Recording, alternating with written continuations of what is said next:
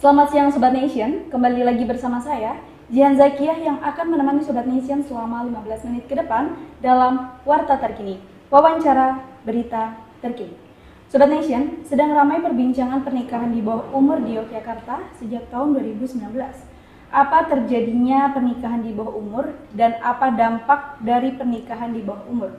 Untuk mengetahui hal tersebut, saat ini saya sudah bersama Kepala KUA Kota Gede, Bapak Setio Purwadi. Assalamualaikum Bapak. Waalaikumsalam warahmatullahi wabarakatuh. Selamat siang Pak. Siang. Bagaimana kabarnya Pak? Alhamdulillah sehat. Nah, terkait pernikahan di bawah umur Pak, apa penyebab terjadinya pernikahan di bawah umur dan apa dampak dari pernikahan di bawah umur Pak? Oh iya, mungkin penyebabnya ada beberapa faktor. Selama ini dalam analisa kami, karena banyaknya pengajuan di pengadilan agama. Kemudian ternyata setelah diputuskan pengadilan agama ada beberapa alasan.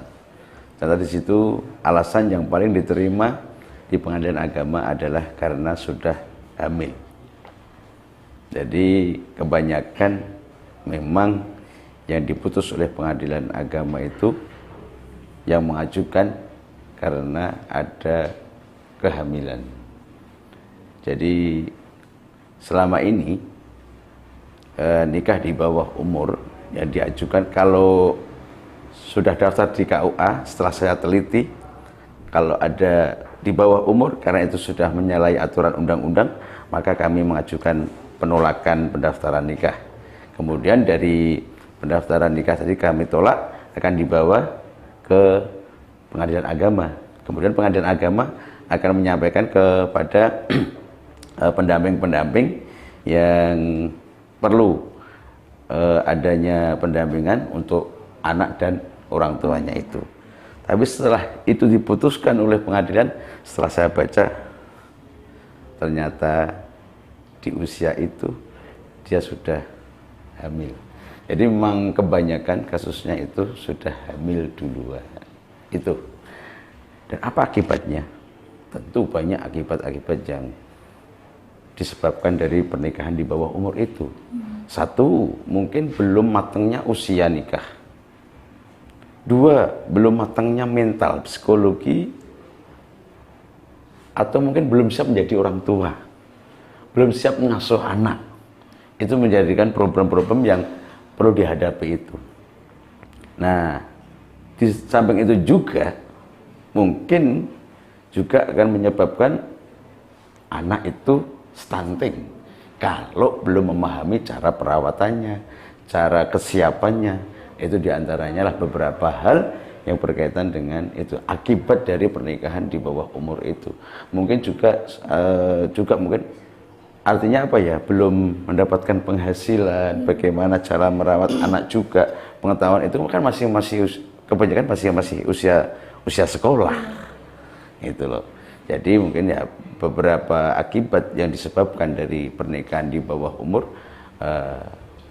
beberapa hal yang diantaranya mungkin pemahaman dirinya seorang menjadi orang tua, pemahaman untuk mengasuh anak itu bagaimana selanjutnya. Itulah yang mungkin perlu ada pendampingan-pendampingan, yang disitulah ada namanya Puspaga, ada yang namanya DP 32, AP2. Nah, itu lah mungkin yang berkaitan dengan itu. Memang kasus-kasus di KUA itu adalah karena sudah hamil duluan, dan itu biasanya hamil yang tidak dikehendaki atau yang tidak diinginkan. Itulah karena itu ada putusan pengadilan, ya mau tidak mau saya menikahkan. Karena saya sudah menolak itu. Karena ada putusan pengadilan yang memerintahkan diputus dan menunjuk KUA Kota Gede untuk melaksanakan akad nikah itu, ya sudah, kami melaksanakan akad nikah berdasarkan putusan pengadilan. Begitu contohnya. Ya baik, dari dampak yang sudah dipaparkan oleh Bapak Setio, itu sangat berdampak bagi anak-anak yang belum mempunyai umur matang tapi sudah melaksanakan pernikahan. Lalu untuk mencegah hal tersebut agar terjadi, bagaimana, dan untuk mengetahui lebih lengkapnya, saat ini saya sudah bersama narasumber saya, Ibu Ibu Sri Isnayanti ya. Iya, betul Mbak.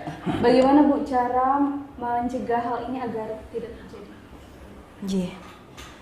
Selamat siang Mbak Zakia serta Pak Setia. Senang sekali nih bisa bertemu pada kesempatan siang hari ini, yang mana memang isu terkait dengan perkawinan anak ini menjadi isu nasional, karena ini juga menjadi salah satu dari arahan Presiden. 5 arahan Presiden itu salah satunya adalah pencegahan usia perkawinan anak. Hanya saja mungkin di sini kita perlu definisikan dulu terkait dengan, karena ada perbedaan usia nih, bahwa Permen nomor 5 tahun 2019 terkait dengan dispensasi nikah ini adalah untuk perkawinan yang di bawah usia 19 tahun. Tetapi definisi anak itu sendiri adalah dia di bawah 18 tahun. Sehingga ini memang harus ada dua definisi yang kita bedakan. Mana yang kemudian itu perkawinan di usia anak, dan mana yang dia perkawinan yang di bawah 19 tahun. Karena dua-duanya ini harus melalui dispensasi nikah. Nah, tadi disampaikan oleh Pak Setio bahwa untuk KUA menikahkan bagi anak-anak yang kemudian mendapatkan dispensasi ini atas putusan pengadilan. Nah, ini memang mekanismenya ketika anak-anak dari masyarakat yang dia di bawah usia 19 tahun, karena ini adalah amanah Permen nomor 5 tahun 2019, nanti mereka harus melalui mekanisme asesmen dulu. Nah, asesmen itu nanti di kami Mbak, amanahnya. Jadi untuk asesmen caten atau calon manten ya istilahnya, itu yang di bawah usia 19 tahun ini, nanti kedua orang tuanya akan kami asesmen melalui Puspaga Kenari. Puspaga adalah Pusat Pembelajaran Keluarga, yang ini adalah sebuah lembaga yang dibentuk oleh pemerintah Kota Yogyakarta dalam rangka memfasilitasi untuk peningkatan kualitas keluarga. Nah, salah satunya ketika untuk keluarga yang rentan ini kan untuk kedua orang tuanya kita asesmen, sekaligus juga nanti ada edukasi di situ.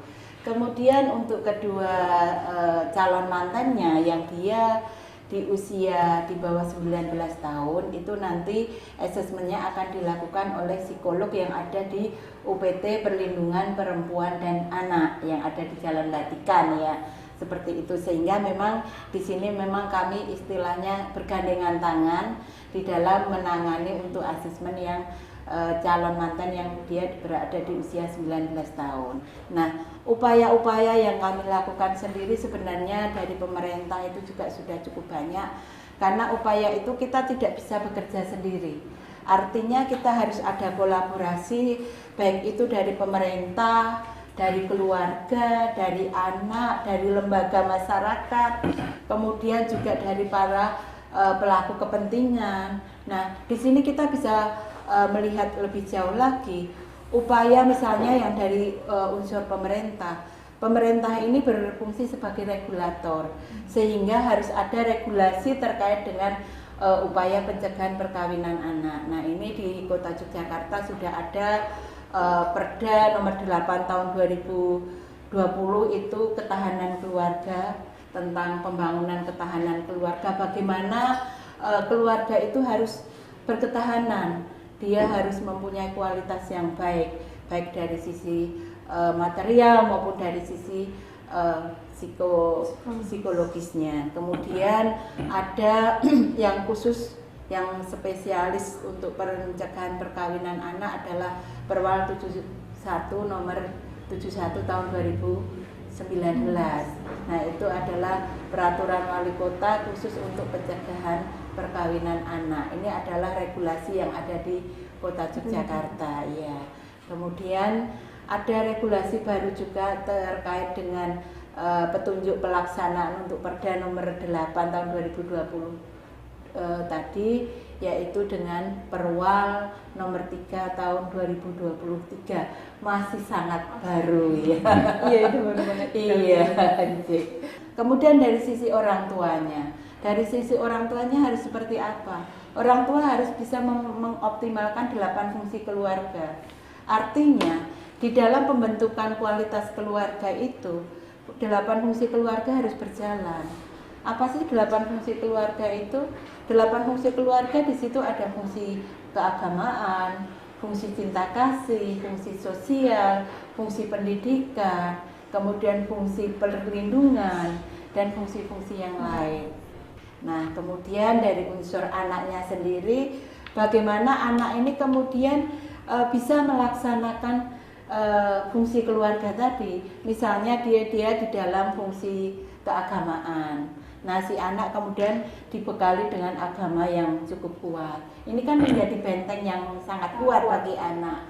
Kemudian bagaimana anak-anak ini bisa memanfaatkan waktu luang mereka. Itu dalam kegiatan-kegiatan yang positif. Bagaimana si anak ini kemudian bisa melanjutkan pendidikan wajib belajar 12 tahun. Nah, ini kan harus. Nah, ini dari sisi anaknya sendiri.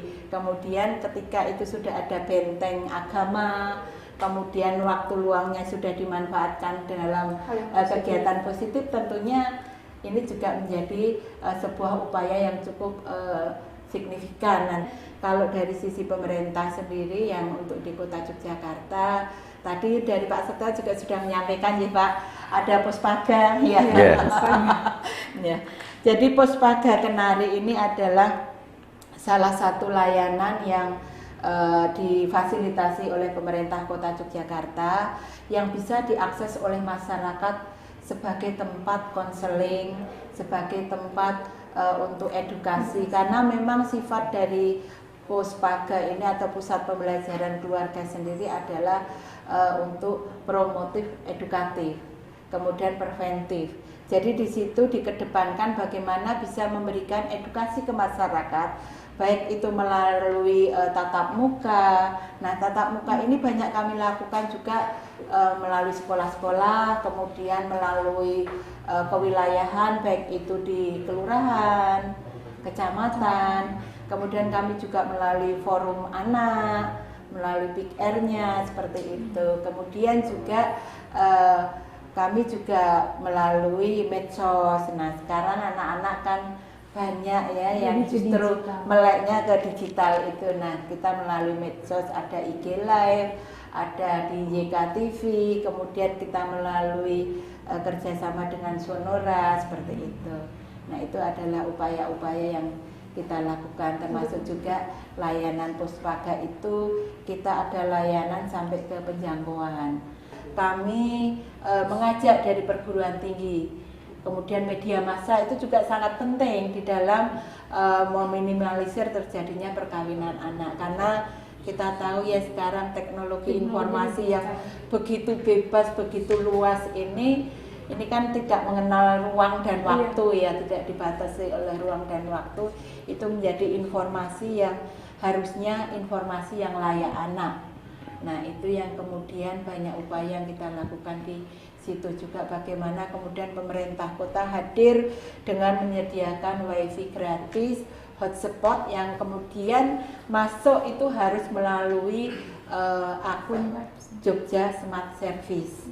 Nah, di situ nanti sudah terfilter karena di situ harus yang usianya di atas 17 tahun karena berdasarkan NIK, atau dia harus masuk melalui akun orang tuanya. Nah, kalau melalui akun orang tuanya diharapkan pengawasan dari orang tua itu akan masuk. Nah, seperti itu Mbak upayanya.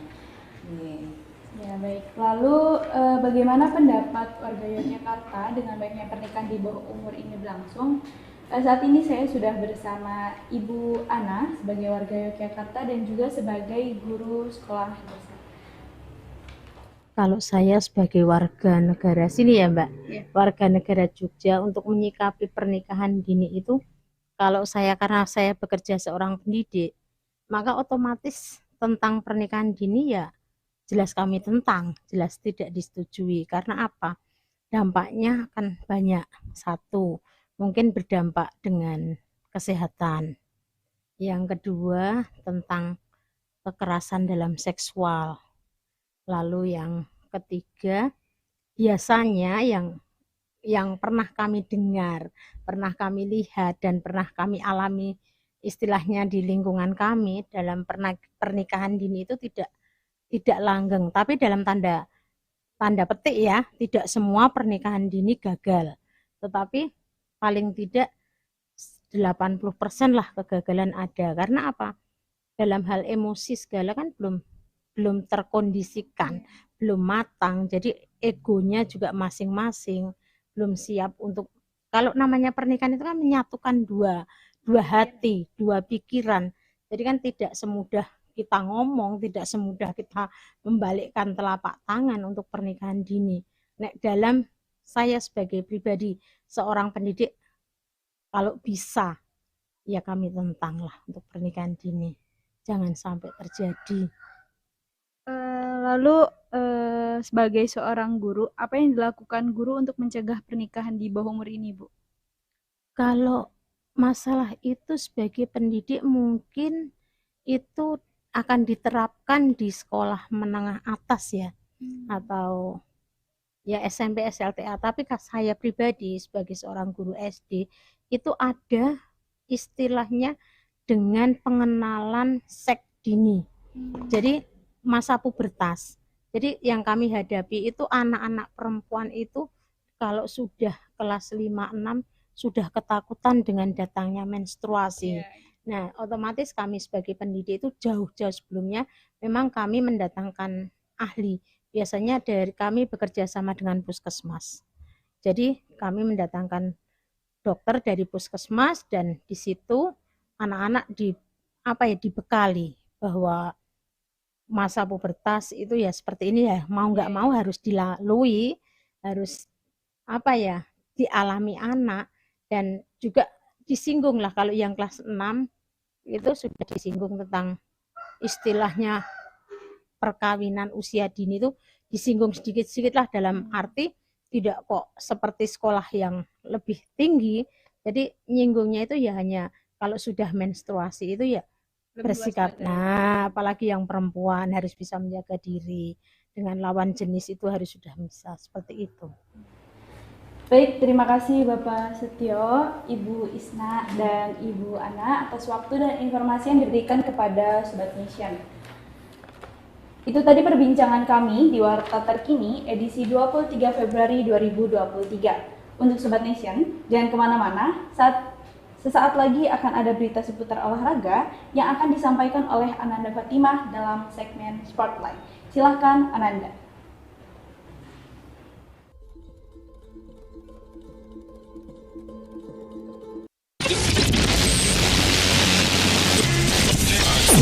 .4 FM Nation Radio.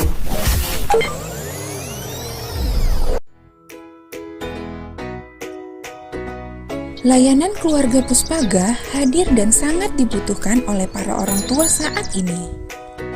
Dampak globalisasi mempengaruhi kondisi pengasuhan keluarga yang tidak optimal tidak hanya terjadi pada keluarga ekonomi rendah, namun juga terjadi pada keluarga ekonomi mapan dan perlu layanan keluarga yang mudah diakses. Tampak para orang tua dan calon orang tua datang ke Puspaga untuk ngobrol tentang keluarga dengan jam layanan yang telah ditetapkan. Dengan beragam persoalan keluarga saat ini, mereka harus kita layani kebutuhannya. Dilayani oleh tenaga profesi atau psikolog. Di Puspaga dapat dijadikan tempat mengobrol cara mengasuh sesuai hak anak. Ada orang tua yang mengeluh anaknya ketagihan gadget. Ada pasangan yang mau menikah ingin mendapatkan bekal menjadi orang tua yang bertanggung jawab terhadap tumbuh kembang anak. Untuk promosi keluarga, bisa mengupload kunjungan keluarga di media sosial. Puspaga juga melakukan penjangkauan bagi keluarga rentan pengasuhan, antara lain ibu pekerja migran. Penjangkauan kepada keluarga yang terbatas ekonomi, penjangkauan kepada keluarga yang menikah di usia anak.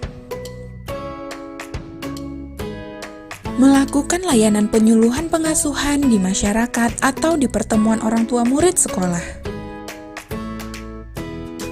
Juga bisa dilakukan di lapangan terbuka. Dan Puspaga pun hadir di Car Free Day.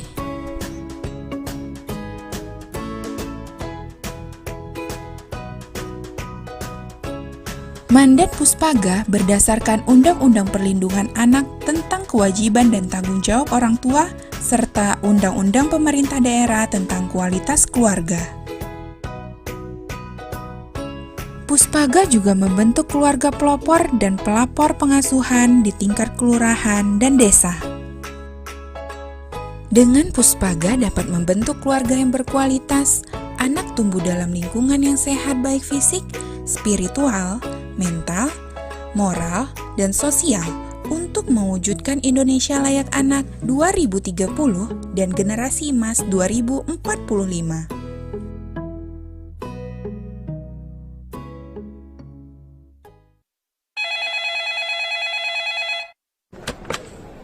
Halo nak, Halo Bun, Bunda, Kela boleh minta uang nggak buat bayar buku?